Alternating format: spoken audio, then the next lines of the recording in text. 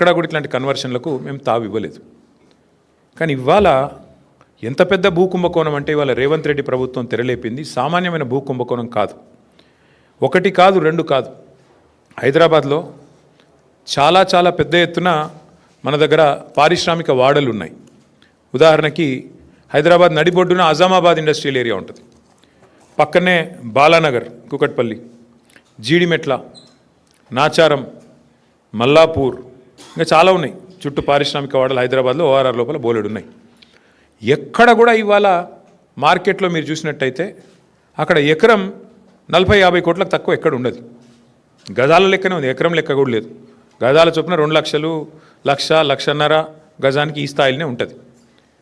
ఇవాళ అట్లాంటి భూముల్లో రేవంత్ రెడ్డి ప్రభుత్వం తెరలేపిన కుంభకోణం ఎంత పెద్దది అంటే దాదాపు 9,200 పైచిలుకు ఎకరాలు, దాదాపు 9,300 ఎకరాల భూమి హైదరాబాద్లో.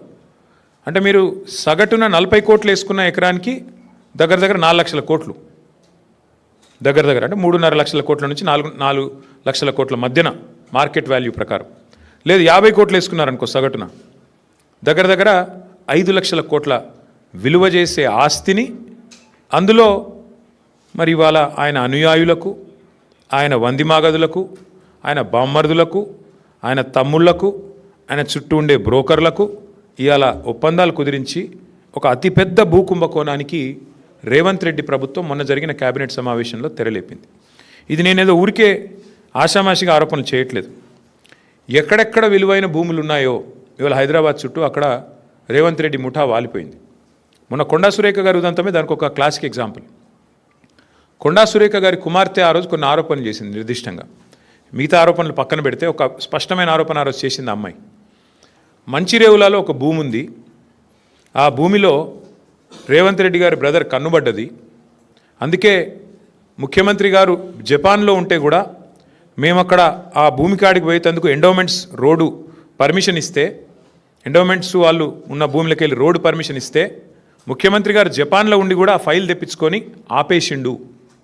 అంటే ఒక రియల్ ఎస్టేటు దందా చేసేవాడు ముఖ్యమంత్రి అయితే ఏమవుతుంది అంటే ఒక ఇది అవుతుంది. ఇలా ఆయన ఆలోచన అంతా కూడా భూముల చుట్టూ, భూమి చుట్టే పరిభ్రమిస్తూ ఉన్నది. ఇవాళ జరుగుతున్నది ఏంటి అంటే పక్కన బుద్వేల్లో మూసీ ప్రాజెక్టు పేరు మీద అక్కడ కుంభకోణం. అట్లాగే మెట్రోలో భూమి మీద కన్నేసే మెట్రో CFOని బెదిరించి ఎల్ఎన్టీని మెట్రోలోకి వెళ్ళి ఎలగొట్టిండు. 1-2 కాదు నేను చెప్పేది, ఉదంతాలు మీరు చూడండి, ఒక ప్యాటర్న్ చూడండి. సెంట్రల్ యూనివర్సిటీ భూముల మీద కన్నేసి అక్కడ విద్యార్థుల మీద అక్కడ అసలు మొత్తం బుల్డోజర్లతో అర్ధరాత్రి పోయి మొత్తం 400 ఎకరాల మీద కన్నేసి అక్కడ అరాచకం చేసిండు. అప్పుడు సుప్రీంకోర్టు ఆపింది.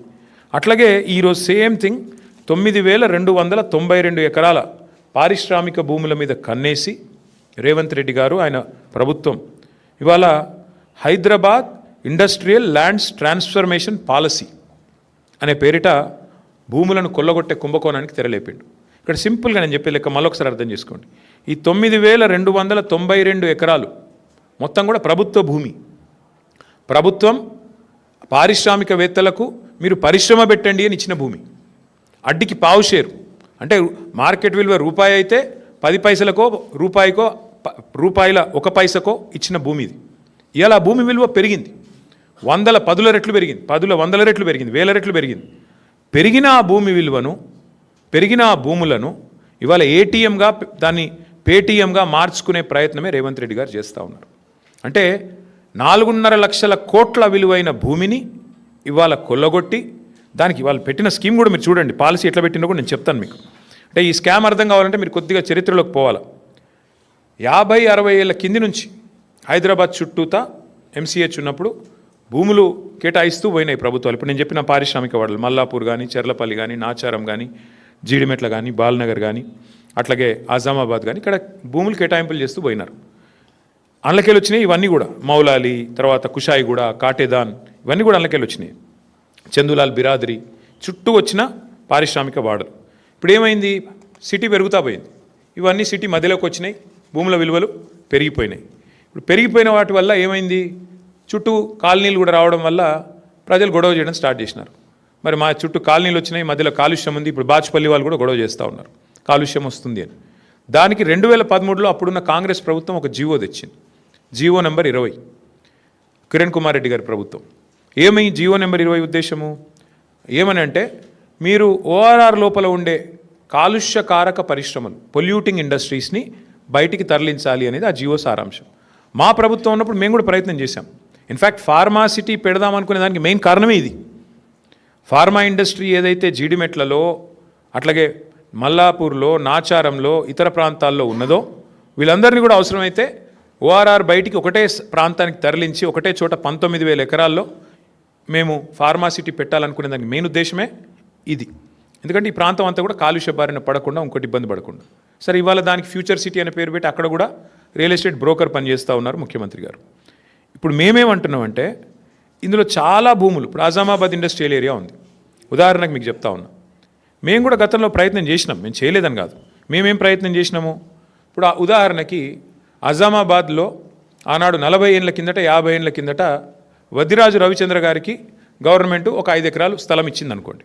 ఆయనకి ఎంతకో అంతకి ఇచ్చింటాం అప్పట్లో ఉన్న గవర్నమెంట్. ఇచ్చిన తర్వాత వద్దిరాజు గారు కొంతకాలం నడిపిండు ఇండస్ట్రీ, ఓ 10 ఏళ్ళకో 15 ఏళ్ళకో నడిపి తర్వాత ఫర్ వాట్ ఎవర్ రీజన్ ఆయన బంద్ పెట్టుకున్నాడు. తర్వాత భూమి ఆయన చేతుల్లో ఉంది, అవసరమైతే ఆడు ఇంకేదో చేస్తున్నాడు.